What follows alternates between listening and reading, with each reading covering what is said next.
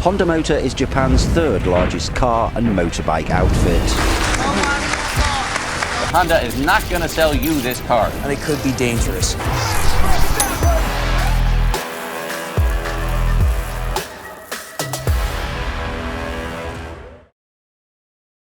For many people in Japan, it was an ordinary day on November 17, 1906. However, it was also the birth of Soichiro Honda, who would go on to change the world in more ways than one. Honda's father was a blacksmith who had a bicycle repair shop, whilst his mother worked as a weaver. Their family was very poor, and of Honda's 8 siblings, 5 of them died during childhood due to poor health. However, as Honda grew up, he became very interested in tools and machines, and was especially keen on learning how vehicles worked after he saw his first car, a Ford Model T, whilst he was just a toddler. He chased after it, mesmerized by its design. That memory and the smell of the oil would stay with him forever. Now around this time, bicycles were becoming very popular all over Japan, and customers began to line up in front of his father's repair shop. Honda spent a lot of time watching his dad work and then practicing repairs himself. Honda even learned how to make his own toys from whatever materials he saw lying around. Within a few years, Honda was regularly helping his dad out in the repair shop. However, when it came to academic learning, Honda did terribly in school. He just wasn't interested in what they were teaching, and longed to be back in his father's workshop instead. Since he lacked interest in school, his grades suffered. The class were given reports with their grades on, which they were meant to take to their parents, who would then stamp a family seal on it to show they'd seen the report card. However, Honda didn't want his parents to see he was failing and disappoint them, so he decided to create a family seal using a scrap rubber bicycle pedal cover so that his teacher would think his parents had stamped it. And it worked. In fact, it worked so well that other kids in his class who were afraid of showing their low grades to their parents came to him asking if he could create family seals for them as well, so they didn't have to show their parents their report card. Eventually though, Honda got caught, and his dad wasn't mad he'd done it, his dad was mad his work had been sloppy enough to get found out. Despite not getting much of a formal education, Honda was quickly developing his skills in his father's workshop, and had a genuine fascination with machinery and engineering. Then in 1917, when Honda was 11 years old, he heard that a pilot named Art Smith was going to demonstrate the aerobatic capabilities of the biplane. So he decided to borrow some money from the petty cash box, took one of the bicycles in his father's shop, and rode for 20 kilometers to the military's airfield to watch the show. Except when he got there, he realized he didn't actually have enough money for the admission fee, so he decided to climb up a tree to watch the demonstration. Honda found it incredible, and this only increased his love for machinery and invention. But when he returned home, his father had discovered what had happened. Luckily, instead of being angry, Honda's father was far more impressed at his son's determination and initiative, and perhaps deep down he was proud his son had the same appreciation for engineering that he did, so he let the incident pass.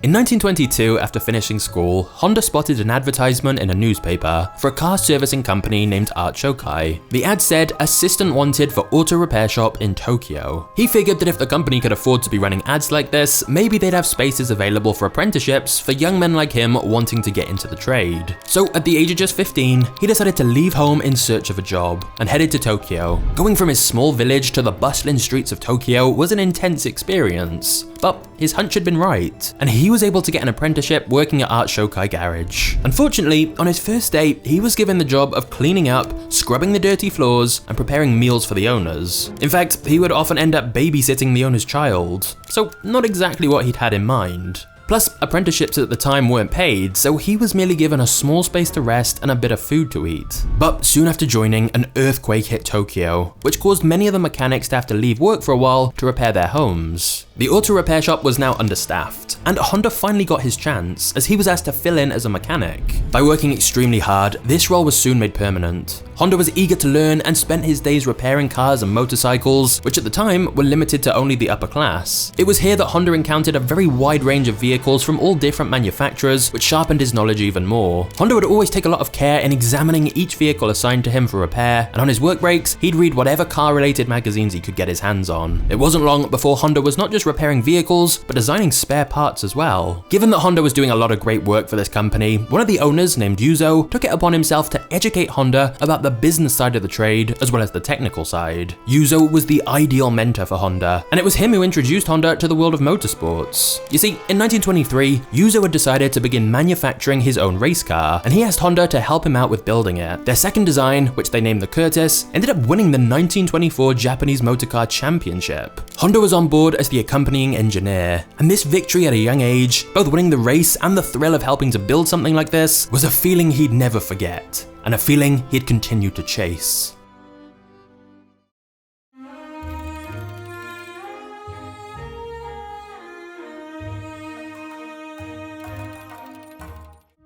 When he turned 20, Honda was called up to fulfill his obligations in military service. However, during the medical examination, it was found out he was colorblind, and he was excused from duty. Shortly after this, in 1928, his mentor, the owner of Art Shokai, presented him with an opportunity, saying that he wanted Honda to set up his own branch of Art Shokai in Hamamatsu, a Japanese city very close to the village where Honda was born. Given Honda was still in his early 20s, it was a lot of responsibility to run his own auto repair shop, but he clearly impressed his managers, and so Honda gladly accepted.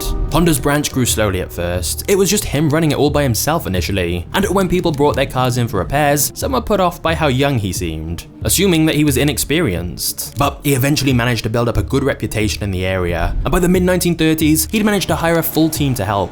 At last, Honda was making good money for himself. He'd worked his way up from an unpaid apprentice looking after his boss's baby to running his own successful auto repair shop.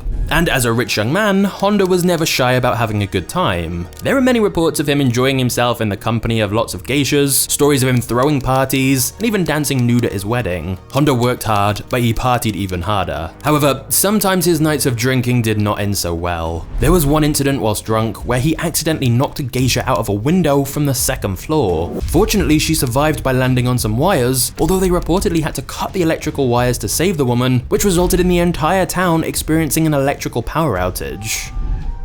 Honda also continued to enjoy racing, but that too would nearly end in a fatal disaster when in 1936, Honda was involved in a serious car crash during the Japanese high-speed rally that forced him to quit racing completely. He spent 3 months in hospital and had a permanent scar for the rest of his life. The doctors commented that he was lucky to get out alive at all. The incident was a wake-up call for Honda. Suddenly having an influx of wealth had led him to a bit of a playboy, daredevil lifestyle, but several close encounters had made him reevaluate what he really wanted. He realized that even though his auto repair shop was doing well, he was dissatisfied with car repair. It was time for a new and bigger challenge.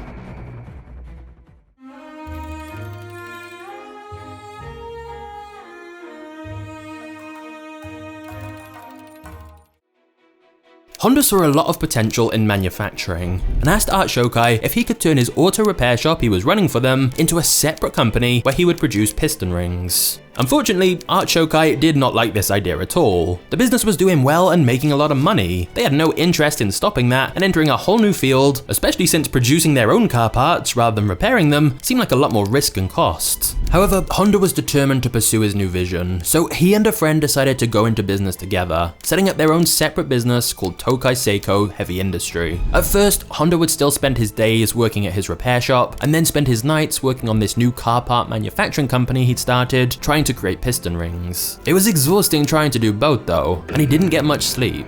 He also took evening classes to improve his understanding of metals and alloys, and for 2 years, he worked tirelessly until he reached a revolutionary piston design breakthrough in 1939. At this point, he turned over his duties at Art Shokai to his trainees and began to fully focus on this new manufacturing company. They began piston production, and for the first time in a while, Honda felt truly excited by his work again. But that excitement was short-lived, as they were soon bombarded with manufacturing challenges. For example, they received an order from Toyota, but of the thousands of pistons they ordered from Honda's company, only 3 passed Toyota's high quality standards. It was a big setback, but Honda decided he'd go visit universities and factories all over Japan to further understand the manufacturing process and develop his skills further. Eventually, he obtained enough knowledge and skill that he was able to produce piston rings that passed Toyota's quality standards. And better yet, Honda figured out a way to mass produce them using an automated process, which meant even unskilled laborers could produce them. This meant he was able to produce them in bulk at a relatively low cost. Orders rapidly increased, and since Honda couldn't keep up with demand from his workshop, he opened a factory factory to mass produce the piston rings. Unfortunately, just as Honda's manufacturing business was really taking off, Japan was gearing up for war. When Japan entered World War II in 1941, many of Honda's male employees were called for military service, leaving Honda's plant with lots of vacant positions. The war also meant that there were a lot of supply shortages, and Honda had difficulty sourcing materials. When enemy planes dropped fuel cans out of the sky, Honda would tell his employees to look for the fallen cans as they could still be used for manufacturing. That's how desperate for supplies he was. In 1944, it was beginning to look like Japan would lose the war, and when a bomb was dropped on one of Honda's factories, it looked like he might lose his business. In another cruel twist, just a year later, Honda's other factory would be destroyed in an earthquake. It was soul destroying that what he'd spent years building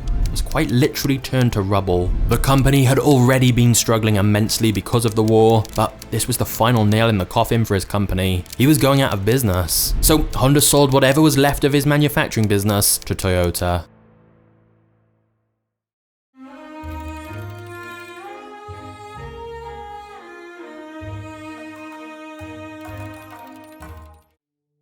There was a massive fuel shortage after the war, and transportation at this time was limited mostly to bicycles. People needed a way to get around easily and cheaply whilst being extremely fuel efficient. So Honda had an idea. He attached a small motor to his bike, which soon caught the attention of people all around the city. Sensing this could be a good solution to his country's problems, Honda created the Honda Technical Research Institute in 1946, using the money he had left after selling his piston ring manufacturing business. The sole purpose of this was to figure out the best way to make motorbikes. Using some surplus military engines Honda had managed to obtain, he was able to successfully build working motorbikes that immediately became a hit in Japan. Soon, he was flooded with orders and ran out of used engines, so Honda developed his own engine. However, to be able to mass produce enough motorbikes to fulfill the demand, Honda needed more money to invest in production. And unfortunately, in the bleak economic conditions following the war, investment was not easily available. But as always, Honda found a way. He reportedly wrote letters to 18,000 bicycle shop owners across the country explaining his idea and asking them to invest in his new motorbike design. 3,000 of those bicycle shop owners wrote back to say they'd invest in Honda's motorbikes. So Honda was back in business. Honda Motors Co. was incorporated in 1948 to manufacture small capacity motorcycles with the goal of producing an affordable motorbike which would help Japanese people more easily get around. Honda also teamed up with business partner Takeo Fujisawa, who provided not only additional investment for the company, but also was a great business operator and strategist, allowing Honda more time to devote to the product side of the business. Honda's first fully fledged motorbike was the D-Type, which stood for Dream, although it was a bit too bulky and heavy. But Honda soon found success with a new and improved model called the Super Cub, which was lighter, smaller, and safer, and an immediate success. Orders poured in from all over the country. Honda then turned its focus to entering the US market. But prior to the 1960s, the stereotypical image of the American motorcyclist was that of a rough, unruly, unsavory character. So to try and change this, Honda ran an extremely successful advertising campaign with the slogan, "You meet the nicest people on a Honda." This, mixed with the more lightweight design, encouraged families and younger people to disassociate the motorcycle from previous stereotypes and thus reach a whole new market with their motorbikes. As a result, nearly 1 out of every 2 motorbikes sold in the US in 1964 was a Honda motorcycle. And pretty soon, small lightweight motorcycles were zipping all across American roads. And by the end of the 1960s, Honda was the biggest motorcycle company in the world, producing about 1 million per month. In fact, Honda is still the largest motorcycle producer to this day. Not only was Honda a financial success, it was a racing success too. In 1966, Honda Motors took home the Constructors' Championships in all 5 motorcycle classes in the Grand Prix as the team with the most points at the end of the season. By this point, Honda bikes had won pretty much all of the major racing titles there was to win. Honda motorbikes were a huge success by all metrics. But Soichiro Honda still had one dream left that he hadn't fulfilled. It was finally time for his biggest and most ambitious project to date. With the holidays approaching, we all know most people put off shopping until the last minute. And if you have an online store or you sell anything online, you know the feeling of getting hit with a ton of orders all at once. When you're buried in orders and emails from stressed customers, you'll wish you had ShipStation. ShipStation works with all your favorite places to sell online, including Amazon, Etsy, eBay, Shopify, and more. You can manage every order from one simple dashboard, automate routine shipping tasks, print shipping labels, and easily compare rates and delivery times to make sure you're getting the best deal on every shipment. Basically, you'll save time, money, and stress during the holiday rush. Plus, it's so easy to get started with ShipStation. You can get set up within minutes. And since ShipStation is sponsoring this video, they've agreed that if you use my link below, you'll get 2 months to try it completely completely for free. So this holiday season, give yourself the gift of stress-free holiday shipping. Go to shipstation.com/magnates today and sign up for a free 60-day trial and start saving time and money on every shipment. That's shipstation.com/magnates to get started now for free.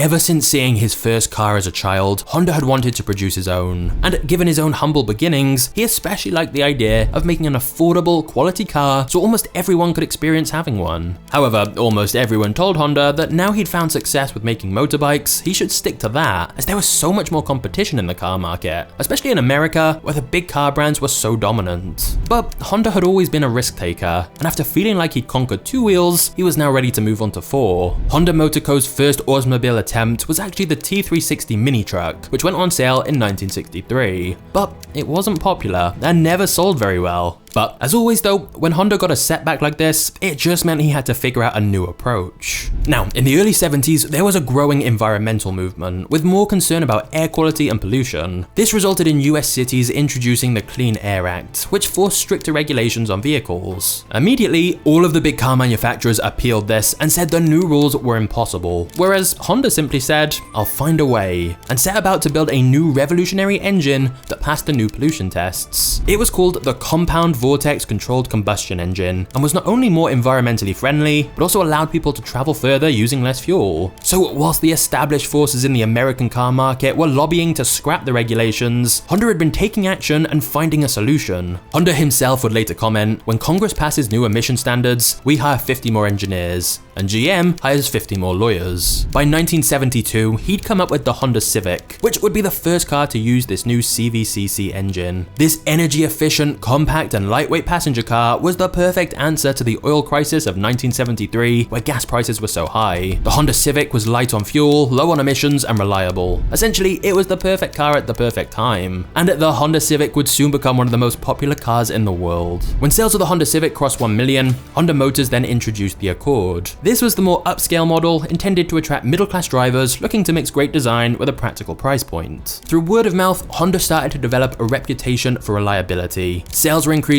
and Honda established itself as one of the leading car manufacturers. When the Accord proved to be popular, Honda confidently entered the luxury car market as well by introducing the Acura brand to America in 1986, which also raked in large sales both in the US and Japan. Honda now had multiple different offerings for different types of consumers, all of which were selling well. Thus, by the end of the 1980s, Honda was the 3rd largest car company on the planet.